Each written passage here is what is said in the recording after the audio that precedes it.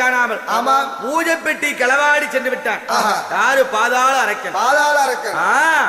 அப்படி செல்லக்கூடிய வேலையிலே அதுவும் அந்த பூஜை பெட்டி எடுத்துட்டு எங்க போறான்? நான் முன்னே குறிப்பிட்டது போல கீழே 7 உலகம், அதல சுதல மகாதல தராதல அசாதல கனிஷ்ட அந்த பாதாள உலகம் சென்று விட்டான். ஆமா. அப்படி சென்ற வேலையிலே இந்த அம்மா கண் வைத்து பார்த்தா தவம் குறைந்து விட்டது. ஆகா, இந்த தவம் மீண்டும் தொடர வேண்டும் என்றார். இந்த பூஜை பெட்டி வேண்டும். இந்த 7 மணிகளத்தில் அழுது புலம்புகின்றார். அவர்களாலும் ஒன்று செய்ய முடியவில்லை. அப்பொழுது மறுபடியும் யாரை கூப்பிடுறாங்க?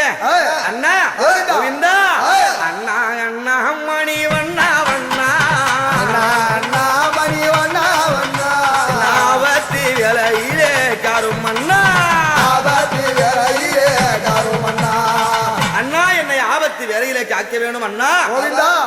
அப்படி என்று எழுதார். சரி, இந்த பாதாள வீரனாகப்பட்டவன் அதோ திருப்பார்கடலே சென்று மூழ்கி விட்டான். பாதாளத்தில் இருக்கான். அவனை பிடிக்கிறன்னா அவனுக்கு தகுந்த அவதாரம் கொள்ள வேண்டும். அப்படி என்று 7 முனிக்கு இளைய முனியாக